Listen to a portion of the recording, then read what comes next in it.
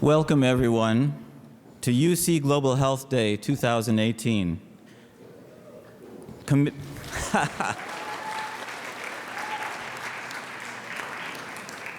And our theme of Committing to a Healthier World, brought to you by the UC Global Health Institute and UC San Diego.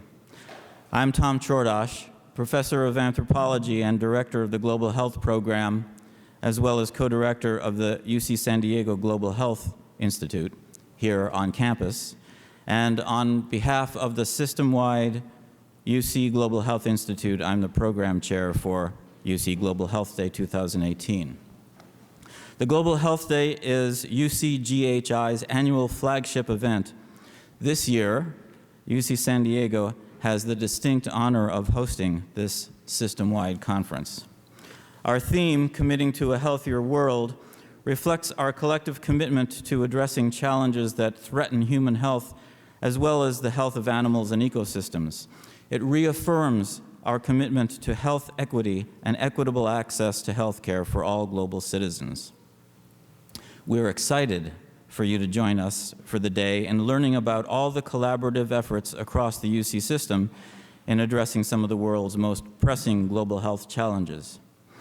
And right from the top, I want to make a special thanks to the logistics team that has brought this very complicated and very large event into being. And that is Catherine Lee, Melody Huang, and Vanessa Gibson from the UCGHI side, and Brittany Wright from here on the UC San Diego side.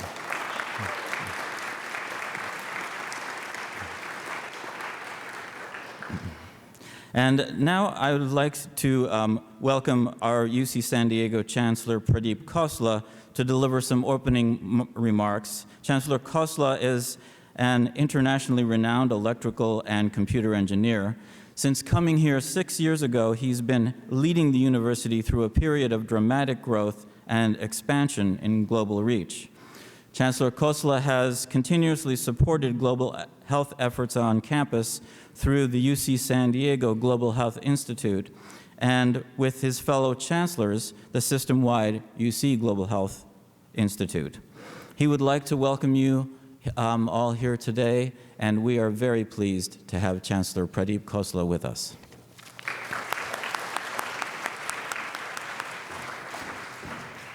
Thank you. Good morning, everybody. All right. And welcome. Welcome to UC San Diego. I apologize for my voice. It's not how I sound usually. And it's not because I just woke up. I woke up like 4 hours ago. It's just bad allergies. I don't know what happened. But anyway, Tom, where's Tom? Where was he? He's just, oh, there he is. So please join me in thanking Tom for putting on a great show. I know he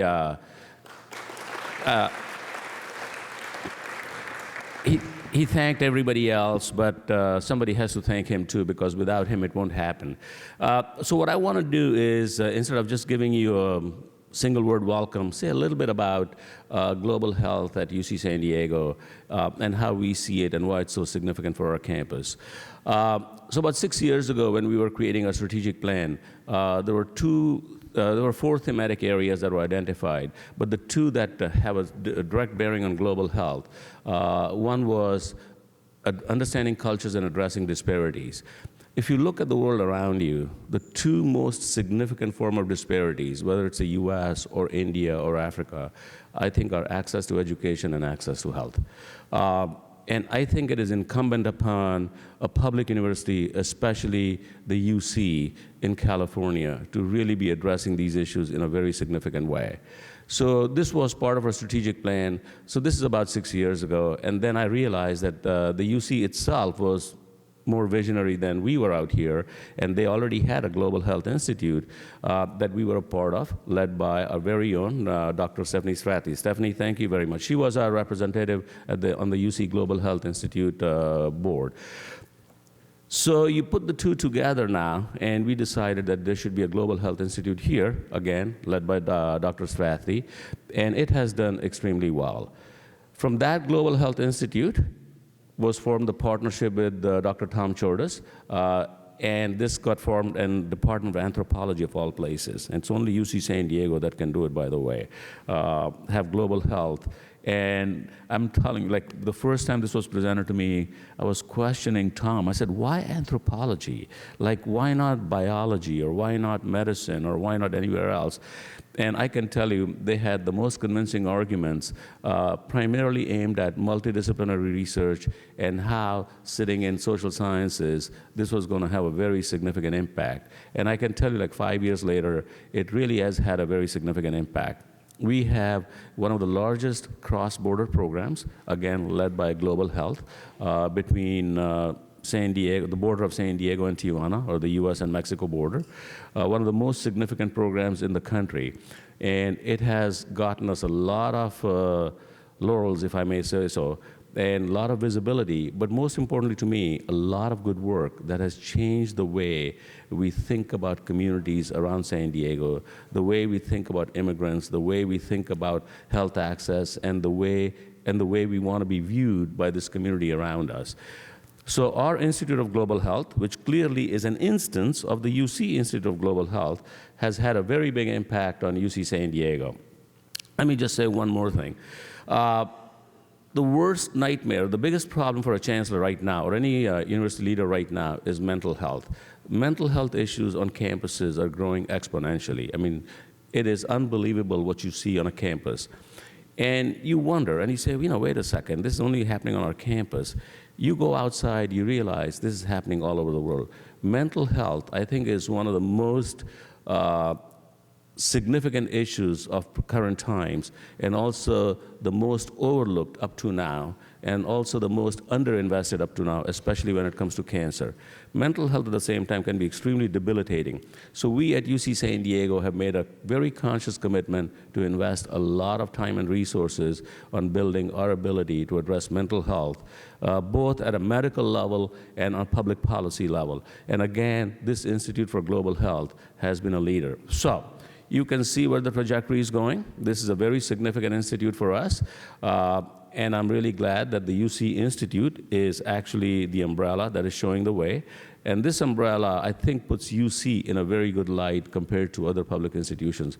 So I want to congratulate the UC Global Health Institute at the UC level. I want to congratulate the UC San Diego version of it.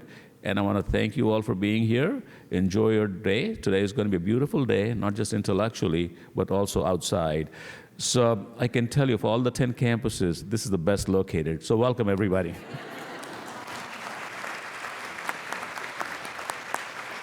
Thank you very much, Pradeep. We really appreciate your support. I just want to make a brief recognition also of Dr. James Chan, who has been a generous benefactor of global health and helped us a great deal in expanding our programs here.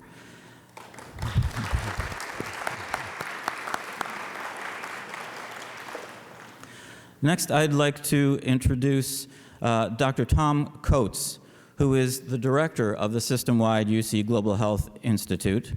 And he's also at UCLA, director of the Center for World Health. Tom, welcome to the stage.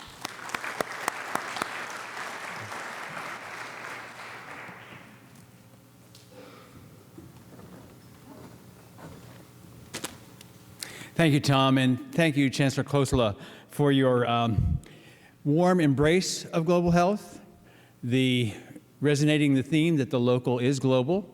Every problem that exists around the world exists in our state here and in our communities. I was watching TV this morning, and there was a news story about children who get food at school during the week, but then don't have enough food to last them over the weekend. And it's an incredible charity, and I think that's the kind of challenge we face. You also hit the nail on the head, and that is the University of California. Of course, we're all very proud of the University of California, both because of its breadth and because of its depth. And when we link together, we have incredible strength and ability to do amazing things in every field, but especially in global health. But we also, it's essential that each campus have a strong global health program that really takes advantage of the unique capacities, skills, talents, approaches that those campuses have.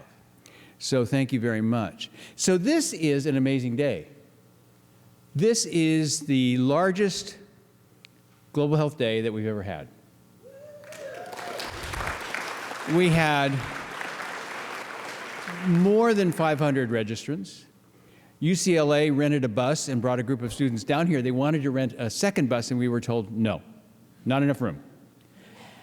And I asked Tom earlier, I said, so what's the ticket price going on StubHub now? So it's a... But I think the other major accomplishment of the day is that we have representatives from every campus. So who's here from Berkeley? All right, go Bears. Who's here from Davis? I know there's a Davis table over here. Others from Davis? Okay. Go Aggies. Who's here from Irvine? All right. Go Anteaters. Who's here from LA? Go Bruins. Merced. All right, all right. Riverside. We have some Riverside. Okay, go Highlanders. San Francisco. Whoa, okay. You're also the Bears. Santa Barbara. All right, sounds good. Santa Cruz. Go Slugs. Yeah. And from UC San Diego. And San Diego State. Yes? Okay. All right. Any from USC? Oh, I was going to say fight on, but oh well. Or go Trojans. If you work in HIV, you say go Trojans. But anyway. And we have a very special delegation here from the Eduardo Mondlane Medical School in Maputo, Mozambique. Who's from Mozambique? Thank you. We have a special relationship with that medical school, and a whole delegation of faculty and residents are here, and they're going to be spending a week at UCLA. So thank you to the team here for bringing us all together. Our togetherness, our collaboration is our strength. And with that strength, we can make a difference in the world. The Chancellor spoke of disparity, and a lot of global health is about human rights, about reducing disparity, bringing the benefits that all of us can to the world, and saving our planet. Thank you for spending your day here, and it's going to be a terrific day. Thanks to the San Diego team for hosting us and putting together a wonderful program. Thank you.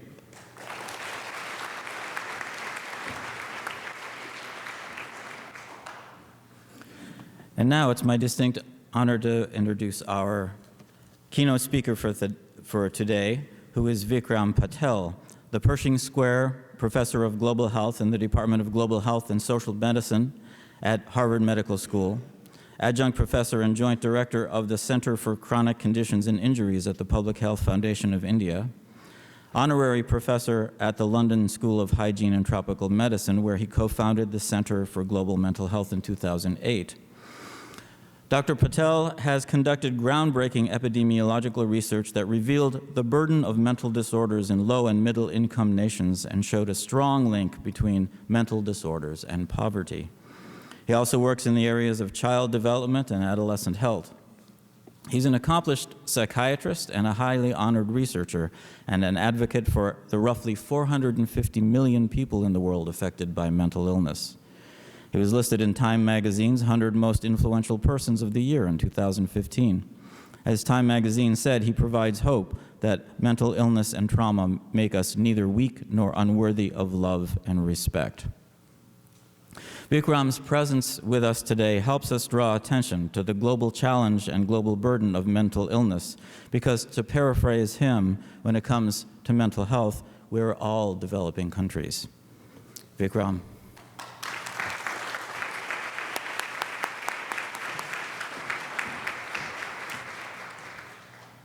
Thank you very much to Tom and to all the organizers of this event for the real privilege and the opportunity to speak to all of you this morning. It's incredible to see how much interest and passion there is for the subject of global health, which is a discipline that didn't even exist about a decade ago. I think many of you were probably too young to remember in those days, we used to call it international health. And even before that, the institution that I work for is an exemplar. We used to call it tropical medicine. In fact, the institution that I left to join Harvard last year, on the walls of the building, it has a mural of the things that it counted as being relevant to the subject of tropical medicine, and they consisted almost entirely of insects and bugs. Obviously, I can tell you bugs can give you very poor mental health, especially if you have to sleep with mosquitoes the whole night. But it was very obvious that the definition of tropical medicine did not include mental health problems. And the definition of international health was very much a parochial, patronizing idea that it was problems that affected poor people in other parts of the world. And therefore, mental health problems still did not register because, of course, mental health problems affect poor people everywhere. And now we have the discipline of global health, which I think is this true successor of health seen from a perspective through the prism of justice everywhere. So friends, my talk today is about a subject that I have been very passionately involved with for 2.5 decades, mostly living and working in India. But it seems to me that this is perhaps the single most important and potentially the most complex health challenge of our times. As we heard from Chancellor Khosla, this is a subject that affects each and every one of us personally.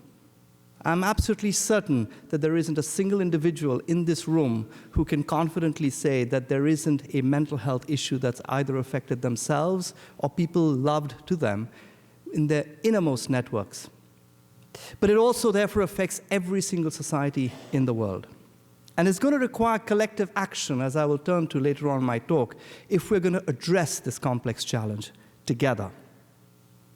I'm going to start by just displaying a series of recent news stories that come from my new adopted home, this country, the US, as well as my own home, which is in India, to illustrate how mental health influences and pervades every aspect of our lives, not always in an explicit way, but it is there all the time.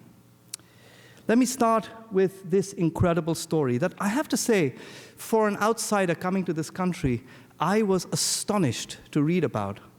Most people in the world are unaware that actually a mental health problem is now the leading cause of death in young Americans. Just pause for a moment and think about that. Opioid overdose now kills more young adult Americans than any other single cause of death. Not only is, of course, opioid dependence a mental health problem, but the very origins of being prescribed opioids in the first place was often due to despair, which, of course, is a mental health problem in and of itself. Now, this is not only true of this country. Peculiarly, another country which has been, as I read the newspapers here, very closely associated with the US, but for completely different reasons, also is seeing an epidemic of mortality due to another mental health problem. That's, of course, Russia.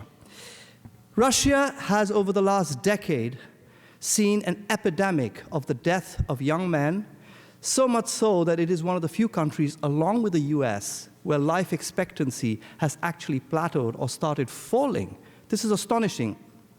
Every country in the world, except the US and Russia, are seeing rises in life expectancy. In both these countries, addictions are the leading cause of death, and of course, suicide associated with that.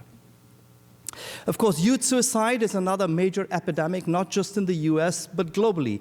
In South Asia today, more young people will die at their own hands than due to any other single cause of death.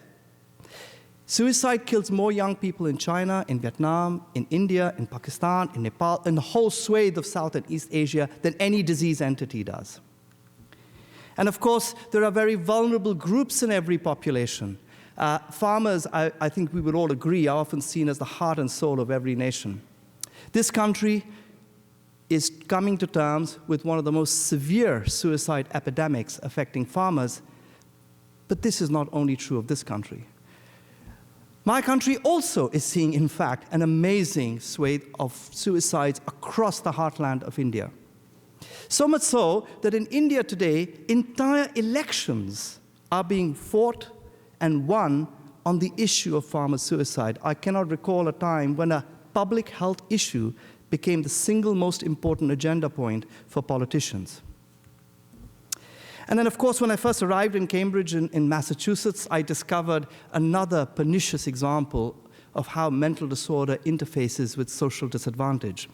I was put in an apartment by Harvard University in an area of Cambridge which I had asked for because it was very convenient. I didn't have a car. I needed to actually get to the Longwood medical area, which involved taking a Harvard shuttle.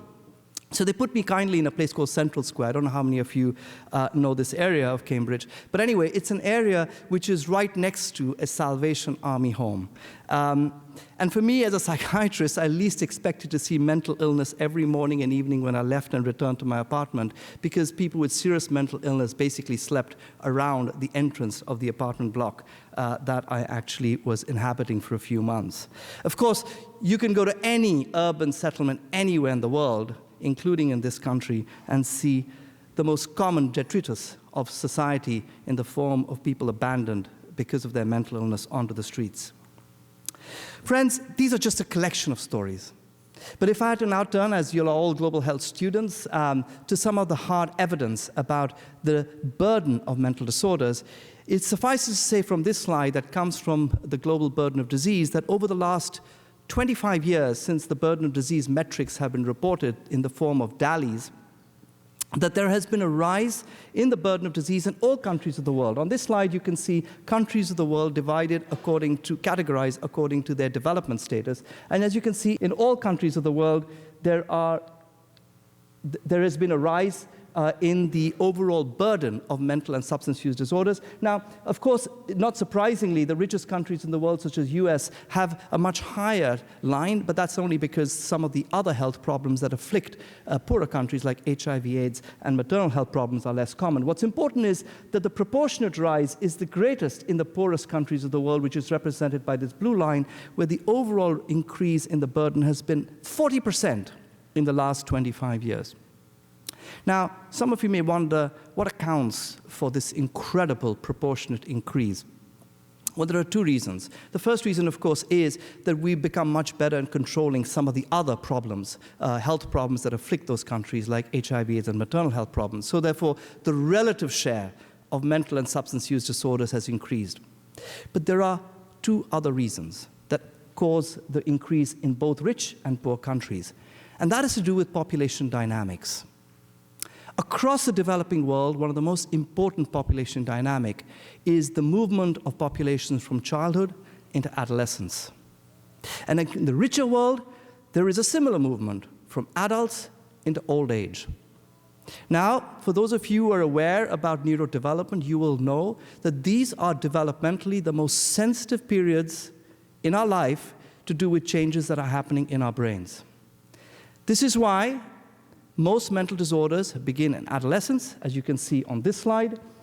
Here you can see the peak of mental and substance use disorders in the ages of between 14 and 40. And this is, of course, precisely the demographic dividend, but also the age group which is growing most rapidly across sub-Saharan Africa and many parts of Asia.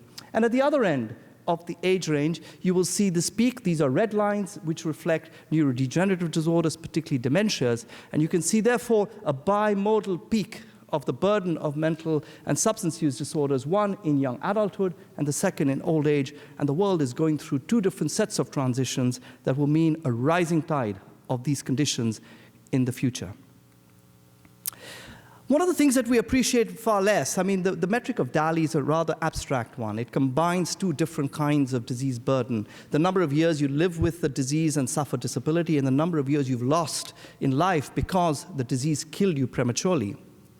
And it's true to say that mental disorders, the contribution they make to mortality has been historically underestimated. This is the number of deaths estimated in the latest version of the global burden of disease that are directly attributable to mental disorders. You can see it's less than 1 million. That's quite a small number, relatively speaking.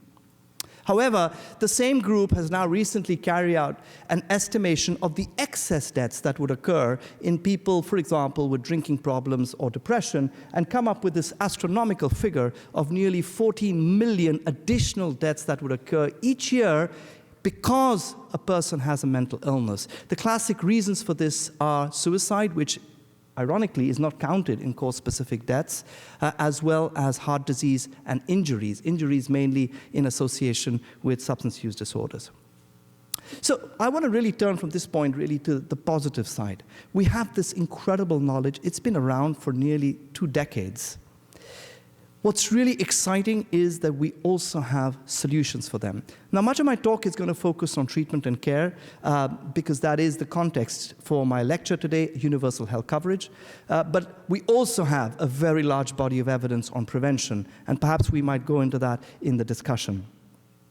So here are the solutions summarized in this guideline of the World Health Organization called MHGAP. Now, it's important to remember, MHGAP is simply a synthesis of clinical interventions. It doesn't tell you very much about how these should be delivered in real-world settings. All it tells you is what should be delivered in terms of drugs, psychological, and social interventions, as you can see, for a full range of mental, neurological, and substance use disorders. Now, last week, I was giving the Paul Meyerson lecture at Tufts University, and some of the students who were in the lecture hall asked me in the Q&A, isn't epilepsy really it's not really a mental disorder? Of course it isn't. It's a neurological disorder if you worked in a big hospital.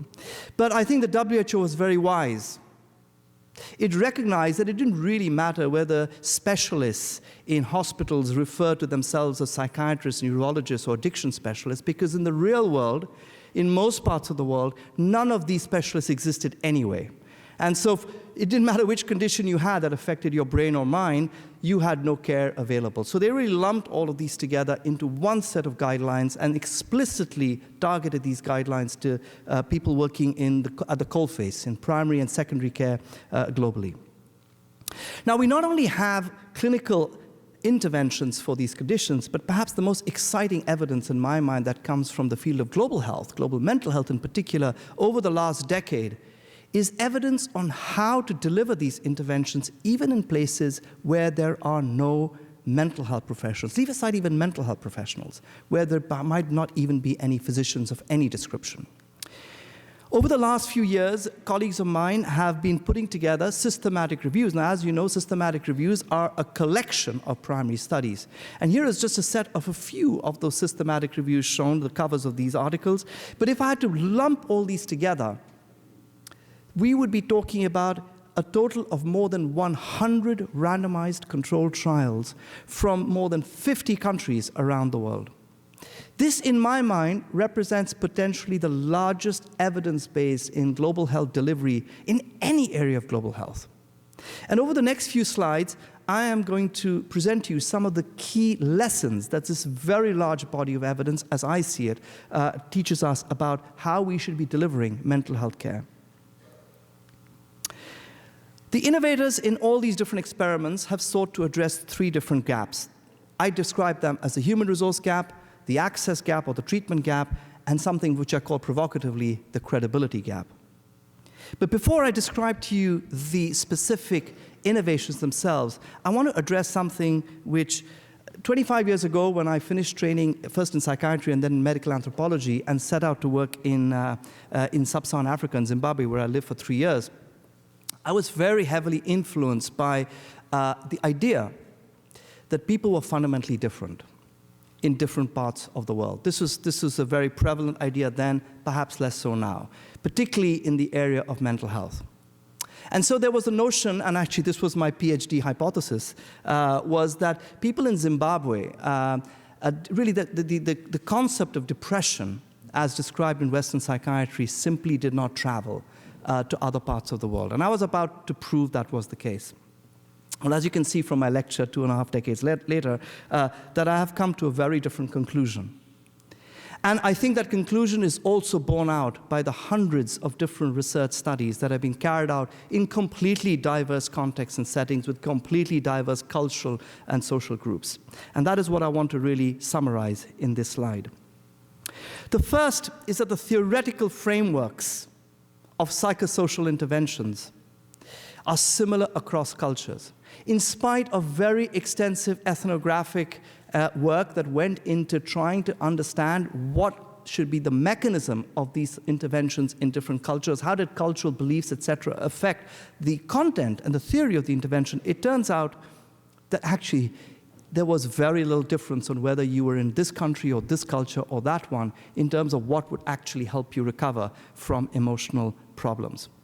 And I've come to the conclusion, based on this knowledge, that psychological suffering is just as universal a human experience as physical suffering. If I slap a child in India, he or she will feel not just the pinch of the pain from the skin, but will also feel the hurt and the terror and the fright just as much as if I slap a child here in the US. And secondly, and this is perhaps the most important lesson for me that I take away, it's not so much about culture that differentiates how we design and deliver healthcare, and specifically mental health care. It's about social class. And one of the interesting lessons that I've drawn from this large body of evidence is how similar the design adaptations have been when people have tried to deliver, for example, psychological therapies for depression amongst African Americans in the US or amongst Asian British people in Britain, as they are for people in poorer, rural, and remote settings of India or sub-Saharan Africa. It turns out it isn't so much about your culture that really matters, but really about how rich or poor you are and how easy it is for you to access services. Those social stratifiers are perhaps the far more potent definers of how mental health care interventions should be delivered. And that kid in this room is going to be one great global health academic. I always say it's never too early to start in global health, and I congratulate UCSD for recruiting so early on, but that's wonderful. I should take that back to Harvard. Anyway, so the three gaps, if you remember, the human resource gap, just to give you a sense of what the human resource gap is, there are more mental health professionals in New York City than the whole of Africa. And that will give you a sense of the kind of gaps we're talking about here. It's very clear that in order to deliver interventions in most of the world, I would argue, including here in the US, we have to have imaginative alternatives. Many of you will have come across ideas of using community health workers, but also the incredible new ideas about using digital platforms for support, for training, and for supervision. And I think the really exciting area of work in which psychological treatments are being broken down into smaller, simpler ingredients, as it were, what we call the common elements approach. So these are more easy to teach, more easy to learn, and more easy to practice and master. The treatment gap or the access gap is about where we deliver services. And apart from digital delivery, which of course is a new innovation, still requires a lot of work, but nevertheless something that I think has a lot of prospect attached to it. The other more old-fashioned innovation is delivering the interventions where people live rather than where professionals work. I think that's quite interesting. It sounds very simple, but actually it's quite dramatic and radical. And I think one of the first champions of this approach was the HIV and TB fields. Perhaps the most exciting innovation to come from TB isn't some new medicine, isn't some new diagnostic kit based on genomic analyses, but it's actually the fact that there's a guy on a bicycle who comes to your house and watches you take your medicine, because that was actually the single biggest obstacle to good outcomes, was that people didn't take their pills, and therefore multi-drug resistance TB emerged. And one could imagine that the same sorts of ideas, that is to say, to make it easier for people to adhere with their interventions, should be something that is so relevant in the mental health care field. A lot of my work, for example, psychological therapies, are delivered at home. And the third gap, which I said is very provocative, is the gap of the credibility gap. And that is a gap that refers to the gap between the way psychiatry and clinical psychology have conceptualized human suffering to do with mental health and the way most communities view mental health problems. For example, very few people on this planet view depression in the way that biomedical practitioners view it. Most people see depression, for example, as an extension of social suffering. Most people see it as very much part of their lives. And to medicalize this experience often means to alienate and to lose that particular individual from the care system. Another example would be that most people do actually have resources. Not all, but most people do, either personal or resources within their inner networks. And most biomedical approaches tend to patronize and, in fact, disempower people from being able to harness and access those resources, which ultimately lead to much better long-term outcomes. And finally, another good example are the social determinants that typically accompany most mental health problems. Clinical interventions in the biomedical framing, leave that for someone else to deal with. But the truth of the matter is there is no someone else to deal with most of those problems in most places. One cannot deliver mental health care without also concomitantly addressing the social determinants of mental health.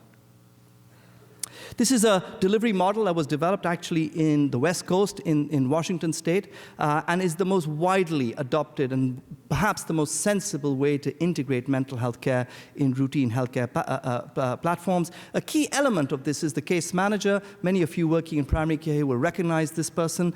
In the developing world, this case manager typically is a layperson, a lay health worker, or a community health worker. Now, when I give this talk to mental health professional audiences, they feel that what we're really advocating here is a dumbing down of mental health care or even a wholesale replacement of the mental health specialists with these frontline workers. This is not true at all. Because every community health worker program the success of every program always relies on the full engagement of the health system. And these are the sorts of roles that I often advocate to my colleagues in psychiatry and clinical psychology, that these are the sorts of roles that we, as highly qualified specialists, should be playing. We should be innovating, designing new ways of reaching out into the population. We should be supervising, enabling community health workers. We should be championing the rights of people with mental illness and evaluating these programs. This sort of evidence is potentially transformative. My colleague Dan Chisholm, who now heads the Euro WHO zone, he carried out these analyses a couple of years ago, which showed that the investment in these star-sharing-based models of mental health care produced a return of investment, which you can see at the bottom here, on the bottom right-hand side, of 5:1. Now, I have to say I'm not an economist, and those of you are going to ask me how he calculates this, I have no idea. It's a bit like the global burden of disease sausage machine. Lots of things go in. Something really neat like this comes out, and it's really, really helpful for me to use it as an advocacy point. Nevertheless, what this evidence shows is that investing in mental health is a really good idea. And it is also helping us completely redefine our understanding of mental health care. What comprises a mental health intervention? It is not just about giving someone a pill or a psychological therapy. It's about addressing the whole of the person, where it is delivered, who provides the intervention, and how it is delivered. This exciting evidence base is transforming the place of mental health in global health. The Lancet, one of the world's leading journals of the field, which rarely ever really championed mental health, for the last decade has made it one of its core issues to support. The Disease Control Priorities Program of the World Bank has also been released these recommendations for scaling up of mental health care. There are now manuals, such as my own, which is translating this evidence into clinical treatment guidelines and skills-building manuals for community health workers. And the World Health Organization's Mental Health Action Plan, a rare opportunity when both Cuba and the US both agreed on something at the World Health Assembly, was actually completed a few years ago and ratified by all nations. So I want to finish by actually taking a bit of a reality check. In spite of all this knowledge, how well are we actually putting it into practice? Well, let me start by first showing you a really dismal figure here. And that is how many people with a mood, anxiety, or an alcohol use disorder actually receive minimally effective treatment globally. The first set of figures I want to show you here are those in the poorest countries of the world. These estimates show us that more than 95% of people with these conditions do not receive treatment. This is probably the largest gap in access to care for any health condition anywhere in the world. But what is more surprising to me is this figure, which comes from the richest countries of the world. The richest countries of the world, which have 1,000 times more resources for mental health care than the poorest countries of the world, don't do that well either. Even in the richest countries of the world, probably 60 to 70% of people do not receive minimally effective therapy. To me, that tells us something quite important. It isn't just about how many dollars or how many specialists you have. It's about the very concept of mental health care that needs to be reframed. The consequence, of course, of this lack of treatment access is enormous economic loss. $16 trillion, according to the World Economic Forum report from a few years ago, will be lost between the years 2010 and 2030 due to untreated mental illness. $16 trillion. But it's much worse than this if you're in a developing country. Because when you access care in a developing country, not only is the access of care poor, but when you get care, it is of an appalling standard. This image, or collation of 4 images, shows you mental hospitals from 4 different countries: Serbia, India, Indonesia, and Chad. These are hospitals, friends. These are not hellhole in the form of prisons, but these are actually hospitals in which people with mental health problems are abandoned.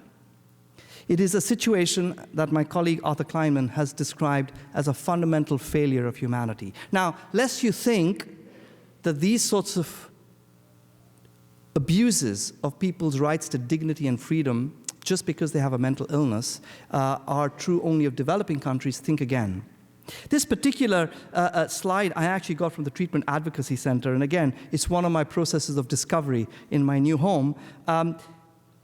It was astonishing, this fact.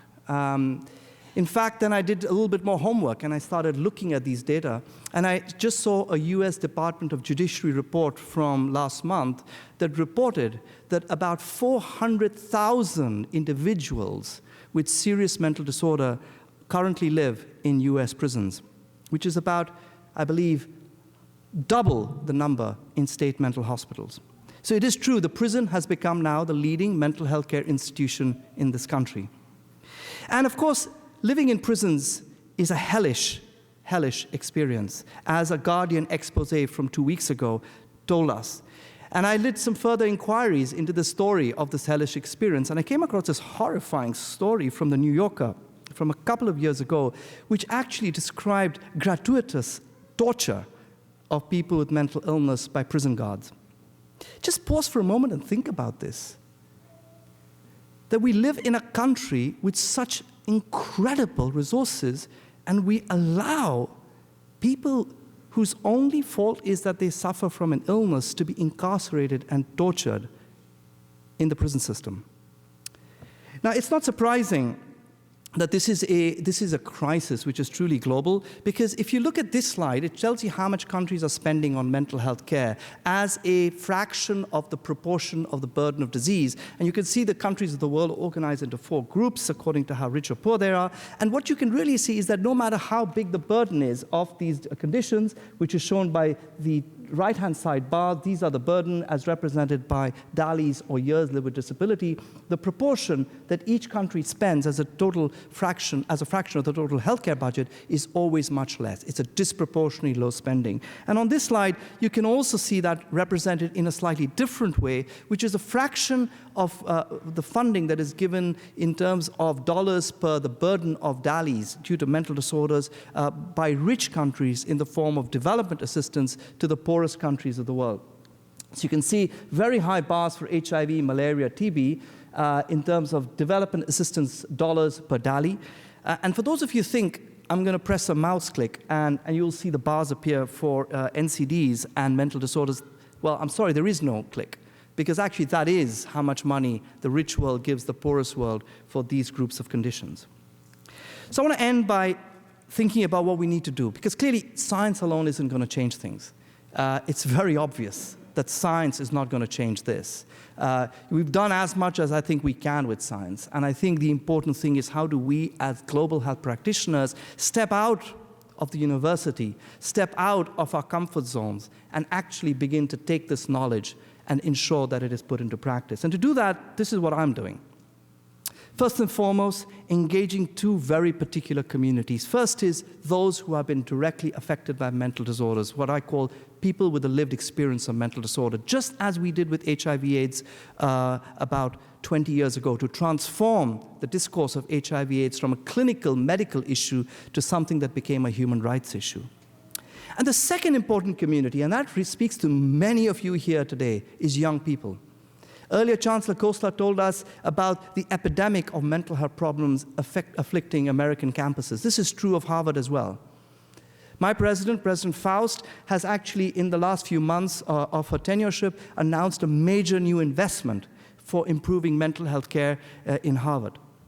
And this is not surprising. As I showed you in my second slide, this is not surprising because this is the age group when the surge of the incidence of mental disorders happens. And it is young people today, as we saw in DC on the gun violence issue, who I believe can truly effect a change in the way we address these problems. The second, of course, is engaging political and business leaders, especially if you consider the massive economic consequences of mental disorders.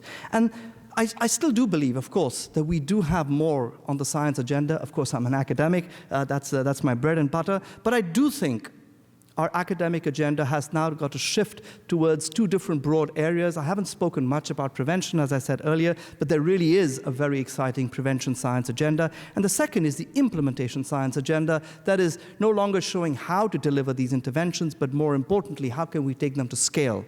Scale on a really massive scale, at the level, for example, of entire populations or countries. I believe that the stars are aligned very well right now for such action to happen in this field. I believe, in fact, that we are on an inflection point for mental health today as we were with HIV/AIDS in 2000. This is why I believe that.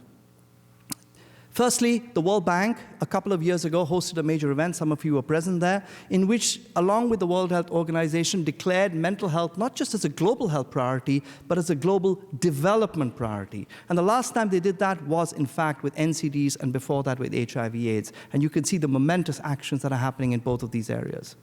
Indeed, with the NCDs, the World Health Organization earlier this year appointed an independent high-level commission on NCDs, on which I serve, and which, for the first time, has included mental health problems alongside the NCDs. This is another very major development. And for the first time, people with a lived experience of mental health problems across the world are organizing themselves under the banner of the Movement for Global Mental Health, which this year launched a peer network for people with mental health problems to advocate and support each other. What's really important about the movement is that it's led by people with a lived experience. In fact, the current leader is a remarkable South African woman who has lived with schizophrenia, not the easiest condition to actually to suffer from in terms of being able to stand your ground and articulate on a human rights perspective, but she's lived with this illness since the age of 18. But perhaps the most important opportunity is the SDGs. I'm sure all of you will have heard of the Sustainable Development Goals. This is, of course, the new development instrument for humanity that all the countries of the world agreed. And for the first time, the SDGs now incorporate mental health in specific targets, 3.4 and 3.5 on prevention and promotion, but also in the inclusion of mental health care in UHC. In closing, some years ago, actually about 20 years ago nearly, my colleagues in the department that I now work in produced what I consider the first real scientific report that shifted the discourse of global mental health away from academic conversations to practical ones that embedded mental health within the broader development agenda. 25 years later, we will produce a major new commission in The Lancet, which will be published in the fall of this year, on global mental health and sustainable development. I want to leave you with a few high-level principles. Our vision now isn't just simply to improve access to care, although that is quite important, but really seeing that only as one of the many tools or pathways we need to actually address the burden of mental and substance use disorders globally. We have 5 guiding principles. The first, and you heard that from Tom, we don't believe that global mental health is only about the other. We heard the word local is global, and this is so true from all the examples I've given you. No country is truly developed when it comes to mental health. And the best action that you global health students can do is to look in your own backyard and see the disparities that exist there and act there. You don't have to go to Rwanda, you don't have to go to India, you just have to look around you and you will see global health concerns all around you, especially in the area of mental health. Secondly, that we have to stop categorizing mental health problems into cases and non-cases. This may work for TB and HIV. It does not work for mental health problems. We have to deal with dimensions, with continua. We have to deal with the reality that people can move in and out of different states of distress. And a staged model is what we are proposing as a reasonable hybrid between pure dimensions and binary categories for classification that allows space for prevention and treatment and recovery. Third, mental health problems are not like HIV. Once you have a bug, you have the disease. No, these are profound personal narratives. Each and every one of us has a unique life story determined by a very unique set of combinations of the genes we were born with, the life experiences we have, especially during the first 2 decades of our life, and our biology that will determine our mental health. And this is why even identical twins who share every gene in common often have very different mental health trajectories in their lives. We have to begin to accept that mental health is deeply embedded in the stories of our lives. We need to embrace innovations, particularly around technology, because there are new opportunities to leapfrog some of the barriers that this field has experienced over the years. But perhaps most important of all, we've got to make mental health a human rights issue. We cannot allow torture. We cannot allow people to have the death penalty when they are mentally disabled. This is an abomination of the basic values of human life. And we have to really be targeting this issue from a rights-based perspective in the same way that people with HIV/AIDS so successfully transform the conversation around access to care from a biomedical one to a fundamental human rights issue. The moral imperative then is that in the era of mental health and sustainable development, the word leave no one behind is actually the mantra of the SDGs, and I believe that our society is fundamentally leaving behind the most vulnerable people in all our societies around the world are people with mental health problems, particularly those with serious mental health problems and disabilities. And we really do need to champion the rights for these individuals to receive both care for their problems, their mental health problems, as well as their associated social problems embedded in a universal health coverage and empowerment framework. This is my last slide, and I hope it's a kind of well, it's certainly the mission that when I agreed to join Harvard University, I thought that in order to really promote this broad aspirational agenda, I needed to be in a university that was interdisciplinary beyond the School of Public Health, which is where I had worked for 2 decades. Coming to UCSD, I can see a very similar ecosystem here of very diverse disciplines, of very diverse persuasions. And it seems to me that if we have to address this very complex human challenge, it's not a health challenge, it's a human challenge, we're going to have to work across these disciplines. So earlier this month, we launched a major new initiative, a One Harvard initiative called Global Mental Health at Harvard, in which almost every school of the university united around promoting an agenda of teaching, of research, and technical support and advocacy in order to try and achieve some of the goals, at least, that we lay out in the forthcoming Lancet Commission on Global Mental Health and Sustainable Development. So I want to thank you all for listening to me patiently, and I'm looking forward now to the comments from the 2 discussants who follow. Thank you very much.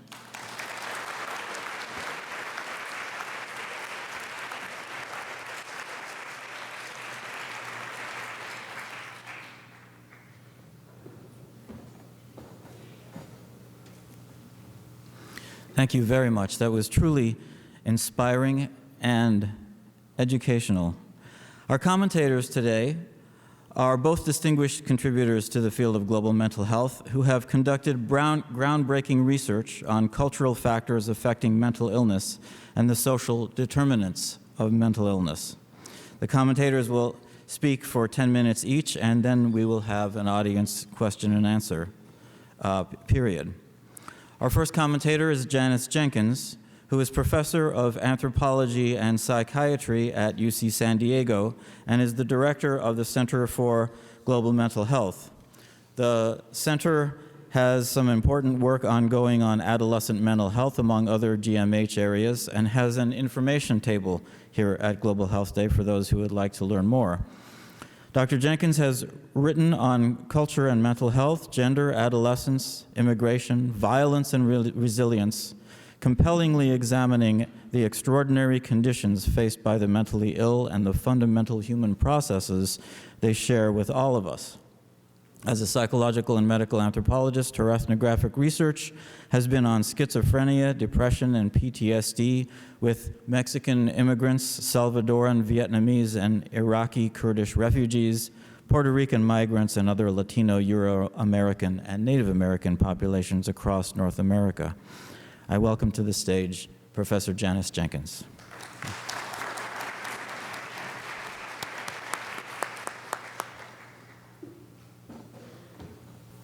Good morning, everyone. I'd like to begin by expressing my appreciation to all of the organizers for UC Global Health Day, and particularly to Dr. Patel for his incredibly compelling and superb case for global mental health. As an anthropologist conducting research on serious mental illness for 3 decades now, I heartily agree with Dr. Patel. The time is right. I want to speak to models of care and what Dr. Patel referred to as a credibility gap, not only because it's a critically important one, but also to suggest a different way to think about it, which is complementary. I think that the credibility gap might be better conceptualized as a connect or disconnect, with us certainly working toward the former, of interventions in relation to lived experience and cultural validity. Now, what does attention to lived experience and cultural validity entail? I think that this requires of us an emphasis on understanding of illness from multiple perspectives, and that these data are vital for what we can consider evidence-based approaches. If subjective experience and cultural meanings are not central to our evidence base, then I think our point of sale risks going straight into the wind, and we simply can't have that. So when we look to prioritize and to navigate GMH patient needs, desires, social resources, we're hardly without a compass. We are hardly starting from scratch. We have at hand extensive interdisciplinary research in anthropology, psychiatry, global health, and allied fields. We have several decades of empirical studies to support the methodological and theoretical foundations for the primacy of experience, and this argument really was put forth most forcefully by our colleague, Professor Arthur Kleinman, and also cultural processes and social structural adversity worldwide. There is a wealth of works, a sampling of which I'm running by here, including, as Dr. Patel mentioned, networks that have formed for researchers, advocates, persons with first-person lived experience to be part of the design and implementation of what we do. Now, from these works, what do we know? We know that contrary to claims that regarding cultural processes and social structural arrangements, neither of these are black boxes about which we know nothing, about which we can do nothing, but both are broadly observable and involve multiple points, complex processes and factors, and points of intersection.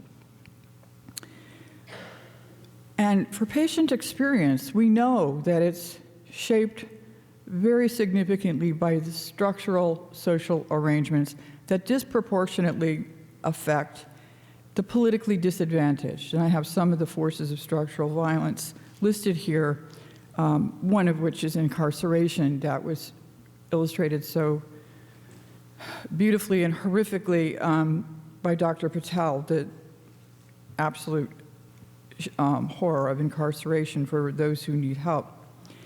And culturally, we know that patient experience is shaped in nearly every aspect of mental illness and mental health through empirical evidence on several factors listed here. I'm only going to be able to touch on a few of these. Let's take vulnerability factors. Gender, as we know, is a significant factor, as is being a child marriage, child soldier, and multiple forms of abuse. Kin conceptions and social response to mental health problems are also very significant.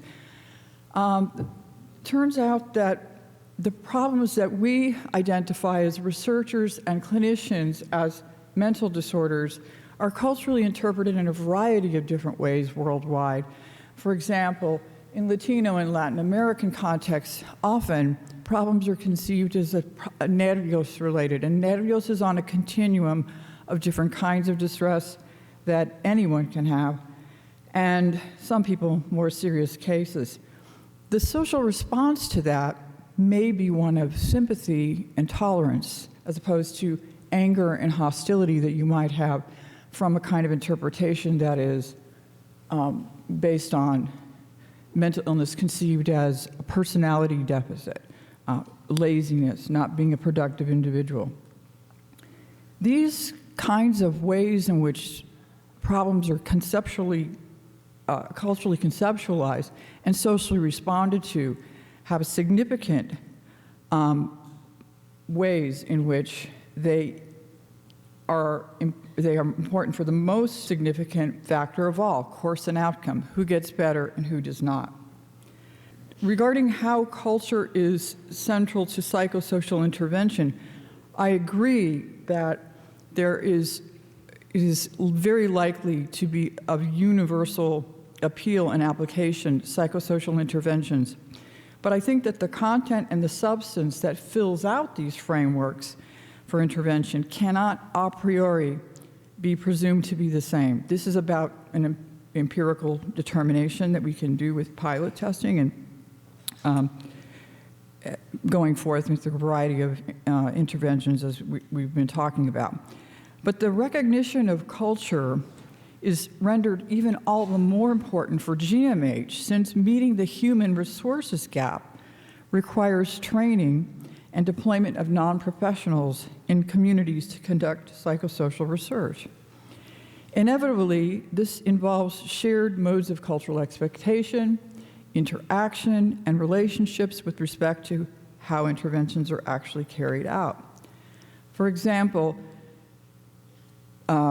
medication. But I want to make the point that recognizing and collaboratively working with cultural orientations of multiple stakeholders as a really primary and often unrecognized driver of efficacy and sustainability of our interventions. And taking medication as an example, while integrated psychosocial interventions are by far ideal and preferable, the reality right now is that if you're not on the streets or in jail, often the only or the primary treatment is medication. And worldwide, when we look, we see that even though these can be very difficult to obtain logistically, people travel really great distances at a lot of expense for families.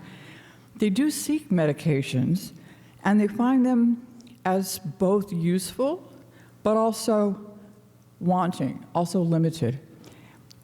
This is because taking medication is a complicated matter for the self.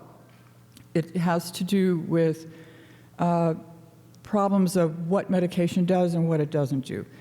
Whether you're in rural Oaxaca or in rural Ghana or the United States, among many diverse ethnic groups that we've worked with, people really want cure. They want improvement. They want social functioning. They want work functioning versus symptom diminution.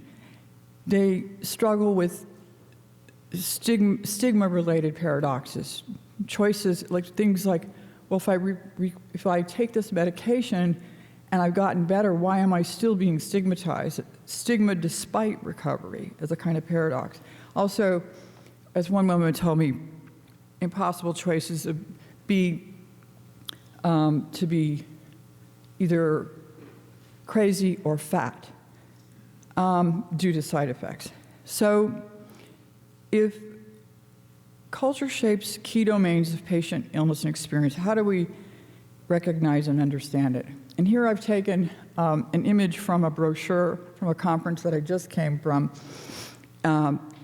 in which the elephant in the room is culture, which typically goes unrecognized. So very quickly, what is it and what it's not? It's not a variable, it's not an ethnic, racial designation, it's not a place, it's not a people, it's not even a fixed or coherent set of beliefs, values, or behaviors. What it is an orientation to the world that is actively created and recreated in the process of social interaction. Meanings that are taken for granted, patterning that also exists with individual variation, and above all, it's what we pay attention to and it's what matters. And here I have an image from Arthur Kleinman's book, What Really Matters. So for what really matters for mental health and mental illness these conditions are very real, important, and recovery is possible. Persons with serious mental illness are no less human than other Homo sapiens with a full range of human capacities. And the reality is, as Dr. Patel so eloquently put it, and I, again, heartily concur, mental health affects us all, no different than physical, in different ways, to different or lesser degrees or periods of time. So I am going to close with Margaret Mead's vision that, from the perspective of anthropology, this demands an open-mindedness in which one must look and listen, record in astonishment, and wonder that which one would not have been able to guess. And moving forward, here's to engaged listening, to advance and to grow our global mental health kinship. Toward that end, we have the new center that has been mentioned, launched this year at UC San Diego for global mental health, dedicated to research, practice, and advocacy to prioritize mental health for all worldwide. Thank you.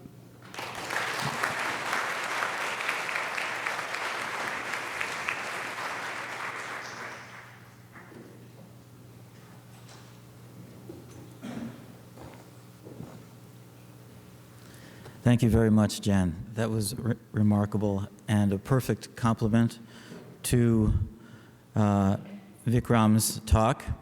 And to triangulate those perspectives, our next commentator is Bruce Link, who is Distinguished Professor of Public Policy and Sociology at UC Riverside and also a member of the UC Global Health Institute Board of Directors.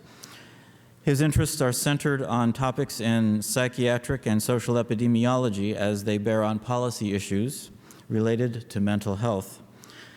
Bruce has conducted groundbreaking research aimed at understanding the social determinants of mental illness, health disparities by race and ethnicity, and socioeconomic status, the consequences of social stigma for people with mental illnesses. He's also paid close attention to the connection between mental illness and violent behaviors. I'd like to welcome Bruce Link to the stage.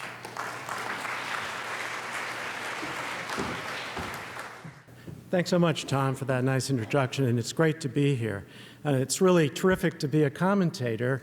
I hadn't met Vikram until yesterday, and it's great to be able to be a commentator for Vikram. And the reason is that I am a big fan. And I'm a big fan because of his passion for the content of making mental health really prominent for us. But I was asked to comment before coming to the meeting about the meeting and about Vikram. And here was what I said. Vikram Patel is one of the most consistent and influential advocates for global mental health in the world. We need to listen carefully to him and help push for positive change. And then I saw in his work several essences needed to push for that positive change that I want to bring forward. And they're kind of like abstract essences, but here they come. creativity, rigor, and heart. Let me start with the heart part. I think you saw that prominently in how he presented this evidence to us. And all of us are here, I think, really, because we see these problems and we really want to do something about them. And there's the heart element in that we're bringing forward. And then to think about the creativity. This isn't a simple problem, and you've got to figure out how to go to a country and make a manual that the people there can use when there's so few psychiatrists or other mental health professionals in the context. You need to have that creative spark to see how that might be done. And then rigor, and you saw rigor all over the presentation, both in the multiple clinical trials that have been done and the development of evidence, and then the presentation of that evidence as an argument for how we need to go forward. So I'm going to, from that, I want to have some emphasis on structural issues, because this is basically where I come from. I've written about social conditions as fundamental causes of health inequalities. And then I've talked about structural stigma and stigma as a major social determinant of health. And I want to focus on this structural issue a little bit. So here's a slide that shows Mark Hatzenbuehler and myself, and we did a special issue of Social Science and Medicine focused on what we called structural stigma. And this is basically, Mark Hatzenbuehler was a scholar in the Health and Society Scholars at Columbia University, and he was sort of I was his mentor. But really, he was teaching me about the importance of structural issues and what he called structural stigma. And he brought me along in this conference that we organized in this special issue. And we define structural stigma as policies, laws that disadvantage a stigmatized group in marriage, housing, jobs, parental rights, rights of citizenship, and so on.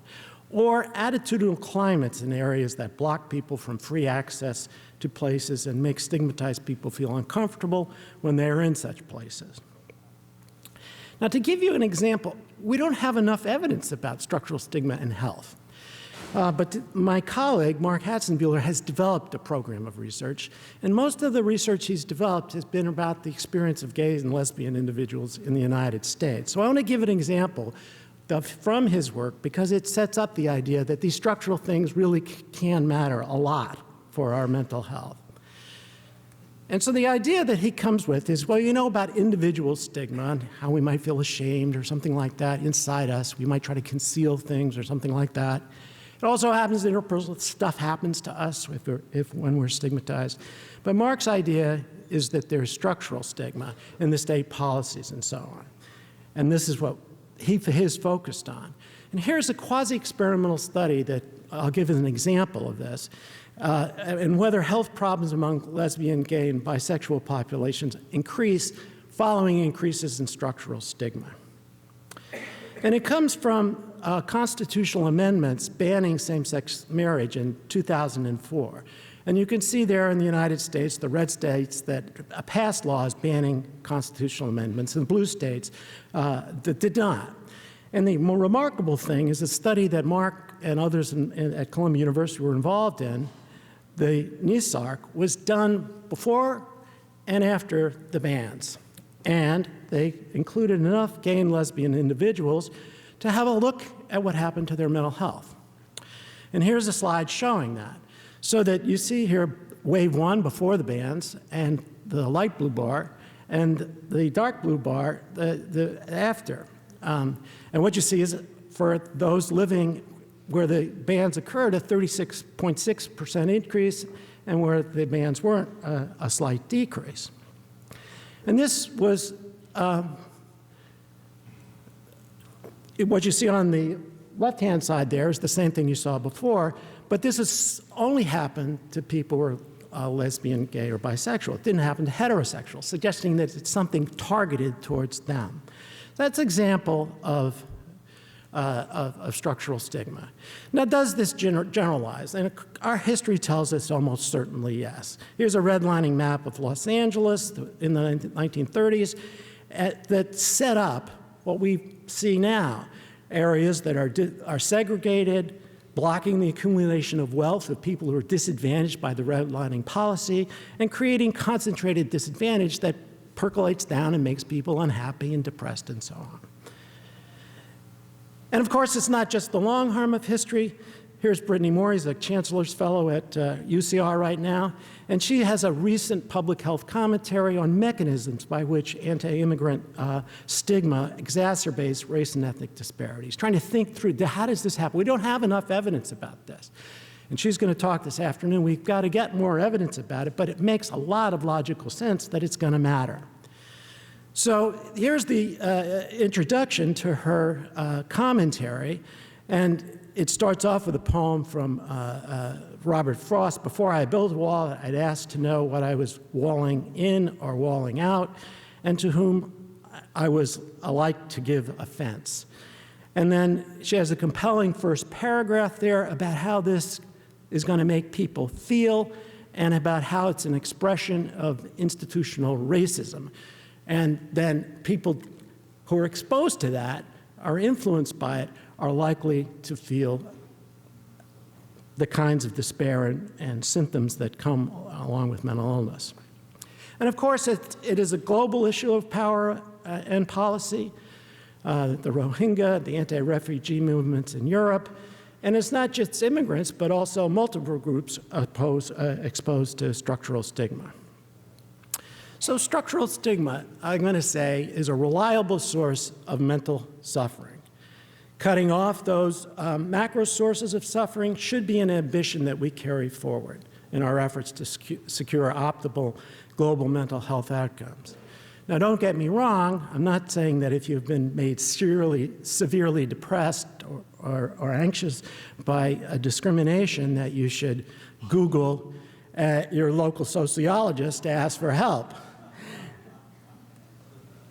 Instead, we need a two-armed approach to better global infrastructure to efficiently deliver evidence-based treatments, like we heard so much about from Dr. Patel, and to do all we can to close the spigot of suffering that expressions of stigmatization create. And then perhaps, following Vikram, do it with creativity, rigor, and heart.